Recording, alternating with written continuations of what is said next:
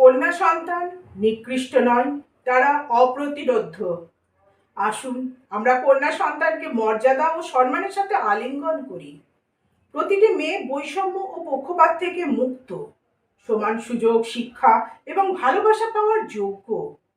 একসাথে আমরা এমন একটি বিশ্ব তৈরি করতে পারি যেখানে মেয়েরাও শক্তিশালী, আত্মবিশ্বাসী হয়ে ওঠে, সবার জন্য একটি উজ্জ্বল ভবিষ্যৎ গঠন করতে পারে।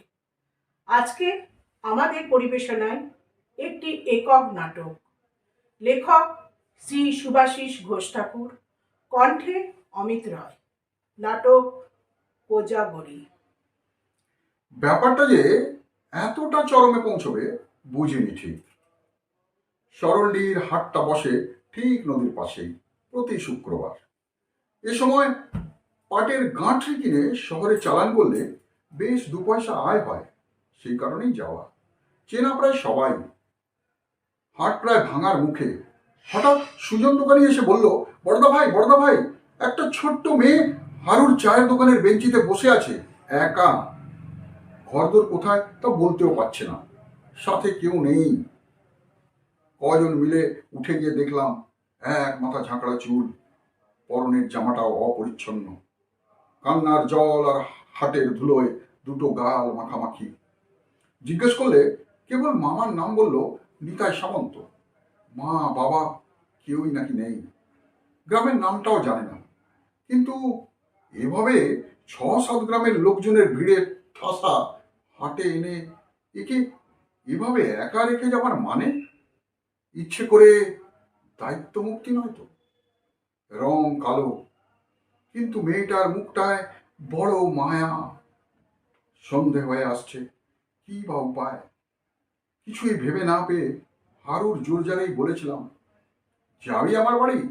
চল তাহলে। বিয়ের 7 বছর কেটে গেছে, কোনো সন্তান আসেনি আমাদের। ফিরতি পথে ঘুমন্ত মেয়েটার মাথায় হাত বুলাতে বুলাতে মনে হলো হয়তো ভগবানই সব দিক ভেবে একে আমার ঘরে পাঠিয়ে দিলেন। কিন্তু বুঝিনি যে ব্যাপারটা এমন হবে। বাড়ি ফিরতেই দেখলাম বউয়ের দারুণ বিরক্তি। এ কাকে নিয়ে এসেছো? একে পেলেটা কোথায়? দেখলেই বোঝা যায় খেতে না পাওয়ার নাম গোত্রহীন এক মেয়ে।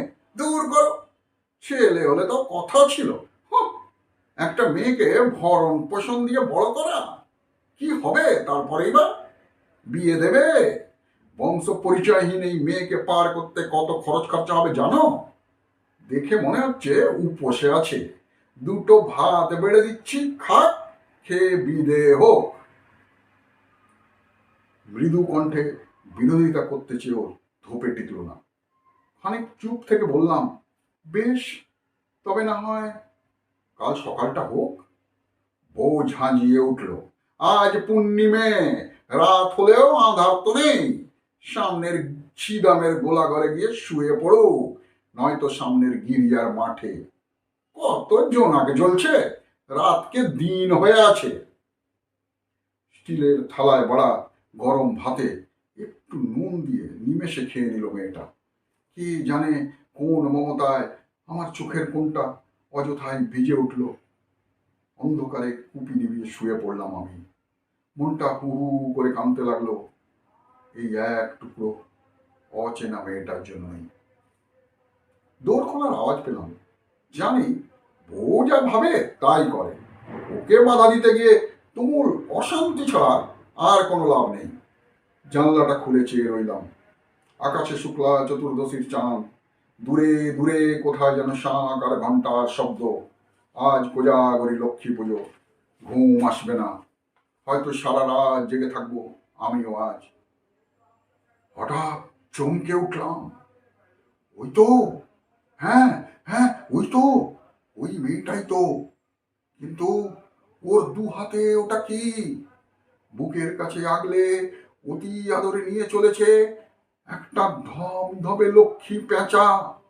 এ কি আশ্চর্য! যেন ঠিক লক্ষ্মী ঠাকুরুন।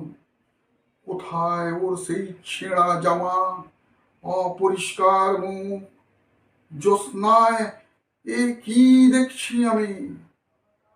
তবে কাকে ঘরে নিয়ে এসেও বিদায় করলাম ও কে? সত্যি কি তবে এসেছিলেন আমাদের এই গরিবের ভাঙা ঘরে তিনি? এক মেয়ে ভেবে আমরা যাকে দূর করলাম, তিনি তবে সাক্ষাৎ লক্ষ্মী।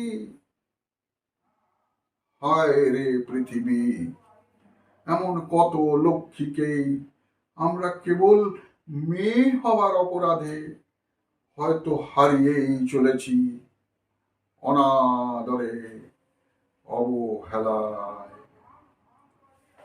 নমস্কার।